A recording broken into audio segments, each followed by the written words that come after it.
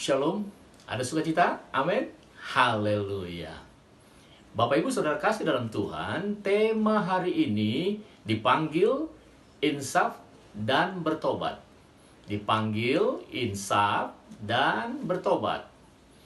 Mari kita baca Lukas pasal 22 ayat 31 dan 32. Lukas 22 ayat 31 dan 32. Demikian firman Tuhan. Simon, Simon, lihat, iblis telah menuntut untuk menampik kamu seperti gandum. Tetapi aku telah berdoa untuk engkau, supaya imanmu jangan gugur. Dan engkau, jikalau engkau sudah insaf, kuatkanlah saudara-saudaramu. Saudara, coba tanya kepada hamba Tuhan, kapan Petrus bertobat? Banyak dari mereka akan mengatakan bahwa Petrus bertobat ketika Yesus memanggilnya untuk mengikuti dia. Dan beberapa dari mereka mungkin menjawab dengan berkata bahwa Petrus bertobat ketika ia berkata kepada Yesus, "Engkau adalah Mesias, anak Allah yang hidup." Saudara, coba perhatikan baik-baik. Pertama, jika Petrus bertobat karena ia mengikuti Yesus, itu akan berarti bahwa keselamatan dapat diperoleh dari perbuatan. Yang kedua, jika Petrus bertobat karena mengakui Yesus sebagai Mesias, anak Allah, itu akan berarti bahwa keselamatan diperoleh dari keyakinan doktrinal yang memberi penerangan. Ingat saudara, dalam Lukas pasal 4 ayat 41 dikatakan, setan-setan juga berteriak dan berkata, "Engkau adalah anak Allah." Karena mereka tahu bahwa ia adalah Mesias. Jadi, pemahaman Petrus tidak lebih baik ketimbang setan-setan. Lalu, apa jawaban yang benar? Kapan Petrus bertobat? Jawaban yang benar adalah bahwa saat itu Petrus belum bertobat. Petrus masih berusaha dan mencoba untuk menjadi seorang Kristen tanpa bertobat. Ya nggak bisa. Gambaran tentang diri Petrus ini ternyata adalah gambaran dari banyak orang yang hari-hari ini mengaku sebagai orang Kristen. Mereka berjuang dan mencoba untuk mengikuti Yesus. Mereka memiliki pengetahuan tentang siapa Yesus Kristus. Tetapi mereka belum bertobat. Sama seperti Petrus. Nah, saudara, saat ini kita akan belajar kapan dan bagaimana Simon Petrus sampai sungguh-sungguh bertobat. Bagaimana dia menjadi seorang Kristen sejati. Ada 3 hal yang akan kita pelajari. Yang pertama, Petrus dipanggil. Petrus dipanggil. Mari kita baca Matius pasal 4 ayat 18 sampai 20. Matius 4 ayat 18 sampai 20. Demikian firman Tuhan. Dan ketika Yesus sedang berjalan menyusur danau Galilea, ia melihat 2 orang bersaudara, yaitu Simon yang disebut Petrus dan Andreas saudaranya. Mereka sedang menebarkan jala di danau, sebab mereka penjala ikan. Yesus berkata kepada mereka, "Mari, ikutlah aku, dan kamu akan kujadikan penjala manusia." Lalu mereka pun segera meninggalkan jalannya dan mengikuti dia. Mereka segera meninggalkan jala dan mengikuti Yesus. Saudara mungkin bertanya, mengapa terlihat begitu mudah bagi Petrus untuk mengikuti Yesus? Jawabannya, dalam Mazmur 110 ayat 3, dalam teks asli dikatakan, "Pada hari kekuasaanmu, bangsamu merelakan diri untuk maju." Artinya, orang yang telah dipilih oleh Allah untuk diselamatkan, dibuat bersedia untuk mengambil langkah pertama, yaitu mengikuti Yesus. Seperti Petrus. Tapi ingat, ini baru dipanggil. Sama seperti saudara dan saya. Ketika kita dipanggil, kita tidak dapat menolak. ketika kuasa Allah menarik saya, maka tidak ada kuasa apapun yang dapat menahan saya. Dan itulah yang terjadi pada Petrus. Ia tidak dapat menolak panggilan Allah, sama seperti kita. Tapi saat itu Petrus belum diselamatkan. Sama halnya dengan saudara dan saya ketika kita baru dipanggil. Ini barulah hal yang pertama dalam perjalanan pertobatan seseorang, yaitu ia dipanggil. Apakah Anda pernah bertanya-tanya selama ini, mengapa beberapa orang datang ke gereja begitu cepat? Jawabannya, itu karena kuasa Allah menarik mereka masuk. Tapi itu tidak berarti bahwa mereka telah diselamatkan. Yesus berkata dalam Matius 22 ayat 14, sebab banyak yang dipanggil tetapi sedikit yang dipilih. Sebab banyak yang dipanggil tetapi sedikit yang dipilih.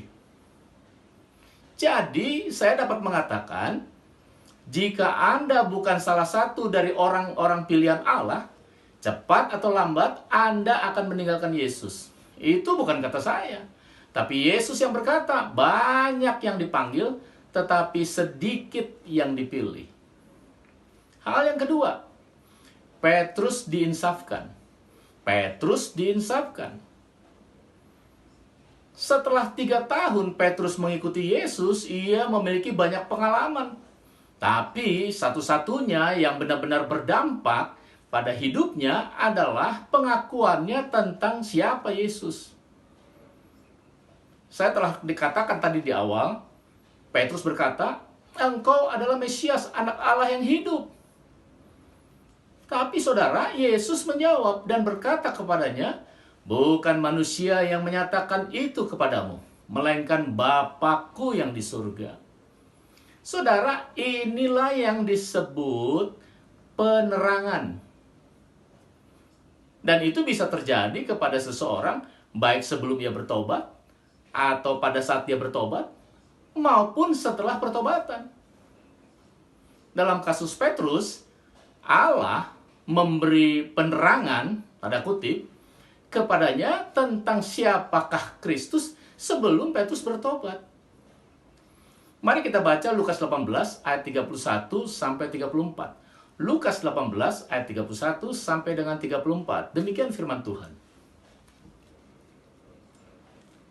Yesus memanggil ke-12 muridnya lalu berkata kepada mereka, sekarang kita pergi ke Yerusalem dan segala sesuatu yang ditulis oleh para nabi mengenai anak manusia akan digenapi. Sebab ia akan diserahkan kepada bangsa-bangsa yang tidak mengenal Allah. Diolok-olokan, dihina, dan diludahi. Dan mereka menyesah dan membunuh dia. Dan pada hari ketiga ia akan bangkit. Akan tetapi mereka sama sekali tidak mengerti semuanya itu.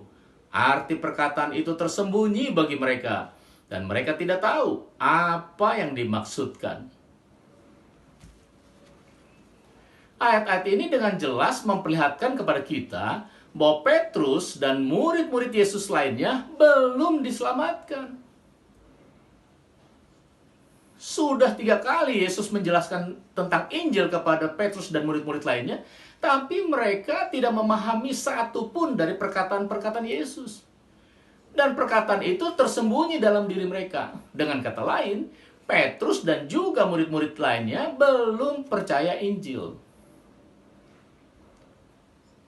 Sama halnya dengan Anda ketika Anda dipanggil ke gereja, entah dibawa oleh orang tua atau dibawa oleh orang lain, kemudian Anda datang setiap minggu, mendengarkan pendeta berkhotbah, mendengar pendeta menceritakan tentang penyaliban Kristus, tentang darahnya, tentang bagaimana ia bangkit dari antara orang mati, tapi pikiran Anda melayang ke sana kemari. Anda mendengarnya berulang-ulang, tetapi itu tidak menangkap diri Anda. Anda hanya seperti Petrus sebelum ia diinsafkan akan dosa. Mari kita baca kisah ini lebih lengkap. Lukas 22 ayat 31 sampai 34. Lukas 22 ayat 31 sampai 34. Demikian firman Tuhan.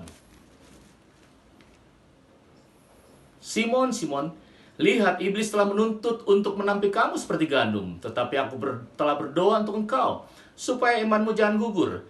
Dan engkau, jikalau engkau sudah insaf, kuatkanlah saudara-saudaramu. Jawab Petrus, Tuhan, aku bersedia masuk penjara dan mati bersama-sama dengan engkau. Tetapi Yesus berkata, aku berkata kepadamu, Petrus, hari ini ayam tidak akan berkokok sebelum engkau 3 kali menyangkal bahwa engkau mengenal aku.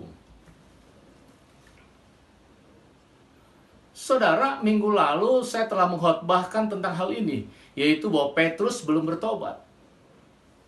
Perlu saya jelaskan kembali di sini bahwa banyak terjemahan Alkitab modern yang salah dengan menggunakan kata insaf pada ayat ini, yang tidak memiliki dukungan dalam bahasa Yunani-nya.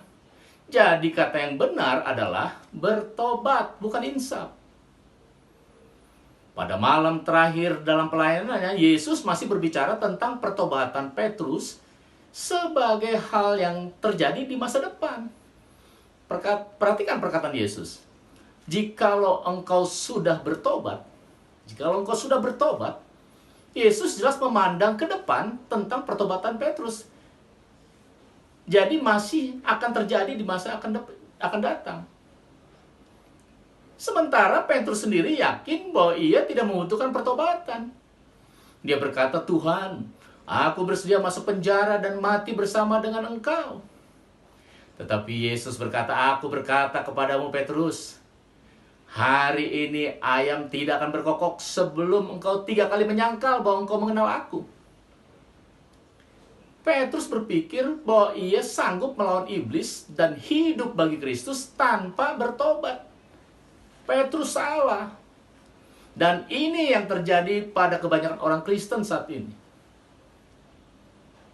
Pada malam itu, Petrus berkata, bahkan sampai mengutuk dan bersumpah bahwa ia tidak mengenal Yesus. Ketika Petrus sedang berbicara, ayam berkokok. Yesus berpaling dan menatap Petrus. Dan Petrus menatap mata Yesus. Lalu ia pergi keluar dan menangis dengan sedihnya. Akhirnya Petrus berada di bawah keinsafan akan dosa. Jadi tidak seorang pun mengalami pertobatan sejati sebelum ia memiliki pengalaman keinsapan. Setidaknya seperti yang dialami oleh Petrus. Hal yang ketiga yang terakhir. Petrus bertobat.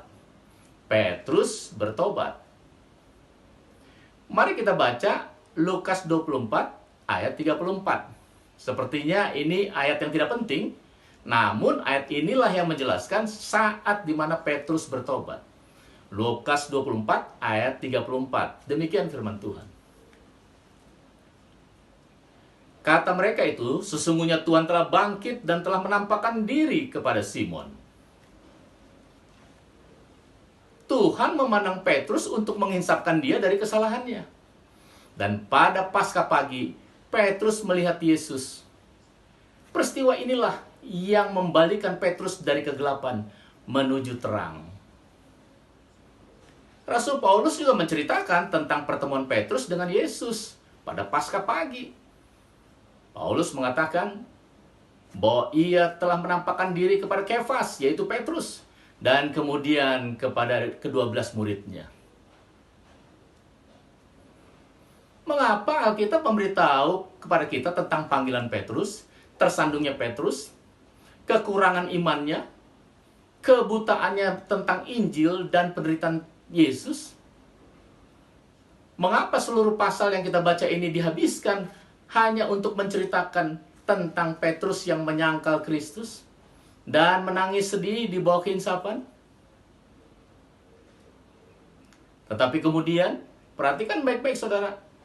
Setelah semua itu, kita hanya mendapatkan satu ayat kecil untuk menunjukkan pertobatan Petrus.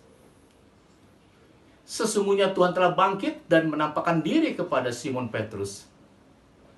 Mengapa seperti itu? Jawabannya, karena ketersandungan dan keinsapan seseorang adalah hal yang paling penting untuk terjadinya pertobatan sejati. Sebelum Anda dibawa ke tempat di mana Anda pergi keluar dan menangis dengan sedihnya karena dosa Anda, seperti yang dialami Petrus, Injil tidak akan berarti apa-apa untuk Anda. Anda hampir pasti mati dalam dosa. Jadi yang benar adalah Anda harus merasakan kebutuhan akan Yesus sebelum Anda mempercayai kepadanya dan disucikan dari dosa dengan kuasa darahnya. Jadi kesimpulannya, saudara, tidak cukup Anda dipanggil, Anda harus diinsapkan. Barulah Anda mengalami pertobatan yang sungguh-sungguh. Amin. Tuhan Yesus memberkati kita semua. Mari kita berdoa. Bapa di surga, terima kasih firman Tuhan sudah hamba sampaikan, dan kami percaya Roh Kudus akan menjelaskan kepada kami lebih jauh lagi sehingga kami mengerti akan kebenaran firman-Mu. Terima kasih buat firman Tuhan saat ini. Luar biasa Tuhan. Kami belajar dari Petrus. Ia dipanggil, diinsapkan, dan bertobat. Itulah perjalanan pertobatan sejati dari seseorang yang Tuhan pilih. Oleh karenanya Bapa, Engkau telah memanggil kami, Engkau menuntun memimpin kami supaya kami lebih sungguh-sungguh mengasihi-Mu, sehingga kami boleh hidup dalam keinsapan akan dosa kami, dan kami boleh bertobat dengan sungguh-sungguh. Hidup kami mempermuliakan nama Tuhan. Terima kasih Bapa, kami serahkan kehidupan kami sepenuhnya ke tangan-Mu, khususnya 1 minggu ke depan. Bersama-Mu Yesus kami dapat melakukan perkara-perkara yang luar biasa untuk menjadi berkat, untuk kemuliaan bagi nama Tuhan. Terima kasih Bapa, Engkau sudah memberkati kami, sudah memberkati jemaat-Mu, semua yang mendengarkan firman Tuhan ini dalam nama Yesus Kristus. Dan saat ini kami juga berdoa buat bangsa kami Indonesia. Terima kasih buat pemulihan yang Kau berikan. Engkau menolong bangsa ini lepas dari krisis kesehatan dan krisis ekonomi. Semakin hari semakin membaik karena pertolongan Tuhan. Terima kasih Bapa. Biarlah COVID-19 benar-benar habis dari bumi tercinta Indonesia. Tuhan berkati proses vaksinasi yang terus berjalan dalam nama Yesus Kristus. Dan Tuhan memberkati pemerintah dan semua aparat-aparat yang bertugas, khususnya para medis, supaya mereka tetap penuh sukacita, semangat untuk melakukan tugas sebaik-baiknya. Dengan pertolongan-Mu Tuhan, maka Indonesia akan semakin dipulihkan. Ada kemakmuran, ada keadaan yang lebih baik lagi untuk negeri tercinta kami. Terima kasih Tuhan. Terpujilah Engkau kekal selama-lamanya. Dalam nama Yesus kami berdoa dan mengucap syukur. Haleluya. Amin. Amin. Amin.